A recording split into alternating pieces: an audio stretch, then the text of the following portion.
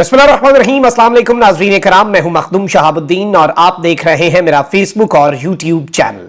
उम्मीद करता हूं आप सब लोग बखैर वाफियत होंगे और जहां भी होंगे अपने अहले खाना समेत खुश भी होंगे और महफूज भी। नाज़रीन कराम, इस वक्त एक मामला, एक नुक्ता जिस पर सबका इत्तफाक है वो ये है कि इमरान खान को माइनस करना है। और अब जो खतरे की घंटी बजाई गई है वो बड़ी अलार्मिंग है, क्योंकि इमरान खान के हवाले से ये इम्कानात थे कि एक जानिब तो इमरान खान को नाअहल किया जाएगा और दूसरी चीज इमरान खान की गिरफ्तारी होगी। लेकिन अब वो हौलनाक खबर इस वक्त सामने आ चुकी है और इस तरह से ये अलार्मिंग डेवलपमेंट दी गई है कि आप अंदाजा नहीं कर सकते। क्योंकि कहा यह गया है और आमिर मीर साहब ने यह इंकशाफ किया है कि ईद उल अज़हा के बाद जो कुछ होगा आप ज़ियाउल हक के दौर को भूल जाएंगे। और इमरान खान के हवाले से इमरान खान के साथ क्या होना है उस सब के अंदर गिरफ्तारी और नाअहली बहुत छोटी चीजें हैं, बहुत पीछे रह जाएंगी और इन चीजों को आप भूल जाएंगे। अब जाहिर बात है कि ये जो खबर दी है ये बड़ी इंपॉर्टेंट है, इसे हाईलाइट करके रखना चाहिए क्योंकि इस वक्त और बहुत कुछ चल रहा है। एक जानिब तो आपको पता है कि सुप्रीम कोर्ट ऑफ पाकिस्तान के अंदर सिविलियंस के मिलिट्री कोर्ट में ट्रायल के हवाले से मुकदमा और उसकी समाअत सोमवार को होनी है और उसके बाद मंगल तक चीफ जस्टिस ये कह चुके हैं कि हमने फैसला कर लेना है, हम ये केस निपटा देंगे। लेकिन इस सब के अंदर ये चीज पहले ही क्लियर कर दी गई है कि इस फैसले पर अमल दरामद नहीं होगा। और इस फैसले पर अमल दरामद इसलिए नहीं होगा क्योंकि दो जस्टिस साहिबान जो हैं, जस्टिस काजी फाइज ईसा और जस्टिस सरदार तारिक मसूद, नामजद चीफ जस्टिस जो हैं, वो इस वक्त इस बेंच को गैर कानूनी करार दे चुके हैं। और मैंने पहले बता दिया था कि इसकी बुनियाद पे ये सब कुछ किया जाएगा और ये एक इस चीज को बुनियाद के तौर पे इस्तेमाल किया जाएगा। अब इस सारी की सारी सूरत हाल के अंदर यह भी मैसेज कम्युनिकेट हो चुका है कि एक इम्कान तो यह है कि मंगल से पहले पहले आप एक बड़ी प्रेस कॉन्फ्रेंस देखें और एक बड़ा आप इस सब के अंदर, अब जाहिर बात है डायरेक्टली चीजें अभी कम्युनिकेट करने का वक्त नहीं है, लेकिन एक बड़ा इकदाम डायरेक्टली इमरान खान के खिलाफ, इमरान खान को टारगेट करते हुए आप ईद से पहले भी देख सकते हैं। लेकिन जाहिर बात है कि ईद उल अज़हा जो है उस टाइम तक अभी जो चीजें हैं उनमें अमन व अमान है और ईद उल अज़हा तक कोई बड़ा एडवेंचर जो है वो नहीं किया जाएगा। इसके हवाले से कुछ और चीजें भी हैं, लेकिन पहले मैं हामिद मीर साहब का जो इंकशाफ है जिसमें उन्होंने खतरे की घंटी बजाई है और कहा है कि इमरान खान साहब के साथ जो कुछ होना है वो बड़ा अलार्मिंग है और इमरान खान साहब गिरफ्तारी और नाअहली को भूल जाएंगे, उन्हें खुद भी नहीं पता उनके साथ होने क्या वाला है। और ईद उल अज़हा के बाद और इवन निगरान हुकूमतों की मुद्दत जो है वो बढ़ाई जा सकती है। इस हवाले से खतरा अभी भी मौजूद है, ये खतरा टला नहीं है कि जिस तरह पंजाब और केपी की हुकूमतें वो एक निज़ाम के तहत देखें ना कि आइन और कानून को मुअत्तल करके जो एक निज़ाम है उसके तहत वो एक्सटेंड हो गई, उसी तरीके से विफाक के अंदर भी ये सब कुछ हो सकता है। आप बल्कि पहले ये गुफ्तगू सुने। साहब, हुकूमत तो वाजे कर चुकी है। राना सनाउल्लाह साहब ने कल असेंबली में भी कहा, पेशाजेब खानजादा के प्रोग्राम पे भी कहा कि अगर ये अदलिया सुप्रीम कोर्ट मिलिट्री कोर्ट के खिलाफ कोई फैसला देती है तो उसको माना इसलिए नहीं जाएगा, उस पर इंप्लीमेंटेशन नहीं होगी क्योंकि दो सीनियर जजेस कह चुके हैं कि ये तमाम बेंचेस जो बनाए गए ये गैर कानूनी है। तो क्या हम फिर से देख रहे हैं कि अदलिया और हुकूमत आमने सामने होगी, एक और आईनी बहरान होगा पंजाब इलेक्शन के बाद? अब मेरा ख्याल है कि आईनी बहरान बहुत बड़ा लफ्ज़ है, लेकिन ये तो वाज़ेह है कि हुकूमत जो है वो अदलिया के इस फैसले को तस्लीम नहीं करेगी और उसके बाद भी जो है वो लोगों की पकड़ दकड़ का सिलसिला जारी रहेगा। बल्कि मुझे लगता यह है कि ईद उल अज़हा के बाद इसमें बहुत तेज़ी आएगी और अभी तक भी जो हुआ है तहरीक इंसाफ के साथ वो बहुत से लोगों के लिए काफ़ी अनयूजुअल है, लेकिन ईद के बाद जो होगा वो बहुत ही अनयूजुअल होगा। तो इसलिए कोई फ़र्क नहीं पड़ता, सुप्रीम कोर्ट कोई फैसला कर दे। कोई अगर प्रोसीजर के हवाले से कोई टेक्निकल इश्यूज भी वो कहेंगे तो पहले भी किसी प्रोसीजर को फॉलो किया किसी ने। यानी कि इस्लामाबाद हाई कोर्ट एक आदमी की बेल लेती है, वो दूसरे केस में पकड़ा जाता है, दूसरे केस में बेल लेती है, तीसरे केस में पकड़ा जाता है। तो प्रोसीजर तो कोई नहीं है ना। तो ये एक टिपिकल तरीका है जो पहले इमरान खान के दौर में भी इस्तेमाल किया जा रहा था कुछ लोगों पे जी, और अब वही तरीका जो है इमरान खान पे इस्तेमाल किया जा रहा है। लेकिन ईद उल अज़हा के बाद फिर आपको याद आएगा जनरल ज़िया उल हक का ज़माना। अच्छा, और हामिद साहब, क्योंकि आप पहले भी ये बात कर चुके हैं कि इमरान खान को अब तक समझ नहीं आ रही है कि उनके साथ क्या क्या हो सकता है आने वाले वक्त में, तो जो आप कह रहे हैं ईद उल अज़हा के बाद मजीद सख्ती होगी, तो क्या ये वही वक्त होगा जब इमरान खान के हवाले से वो खुद भी कह चुके हैं कि मुझे नाअहल किया जाएगा, मेरा ट्रायल मिलिट्री कोर्ट में करवाने के चक्कर में है? ये छोटी चीज़ें, ये छोटी हैं, तो फिर क्या होने जा रहा है मेरे साहब? देखिए ना, मैं तो उन चीज़ों के हक में नहीं हूँ। मेरा ख्याल है कि किसी सियासतदान के ख़िलाफ़ आप उसको नाअहल करार दे दें, उसको गिरफ़्तार कर लें, फ़ौजी अदालत में मुकदमा चला दें, तो सिर्फ सियासतदान के ख़िलाफ़ ही कर सकते हैं ना आप। इससे ज़्यादा बड़े कौमी जराइम जो हैं वो इस मुल्क में डिक्टेटर्स ने किए हैं, उनके साथ नहीं होता।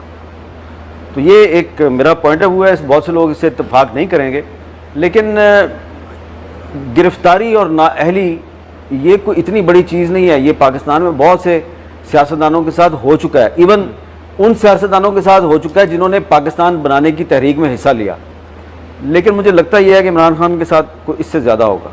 तो आपको लगता है कि इतनी स्पेस होगी इमरान खान के पास कि अगर वो बाहर नहीं भी हो, वो नाअहल हो भी जाए, तब भी उनकी पार्टी किसी ना किसी लेवल पे इलेक्शन लड़ रही होगी, चाहे वो शाह महमूद कुरैशी के सूरत में हो, जो अभी तक पार्टी में भी हैं, वाइस चेयरमैन भी हैं, लेकिन जेल से बाहर है? देखिए, मुझे ये लगता है कि ये इमरान खान साहब ने कोई कमाल नहीं किया है। इस वक्त इतना कुछ उनके साथ हो गया है, उन पे इतने मुकदमे बन गए हैं, उनके इतने बंदरे टूट गए हैं और इतने लोग उनको छोड़ के चले गए हैं, इसके बावजूद वो अपनी जगह पे खड़े हैं। इसमें उनका कोई कमाल नहीं है। जो भी कमाल किया ना, वो रूलिंग कोलिशन का है।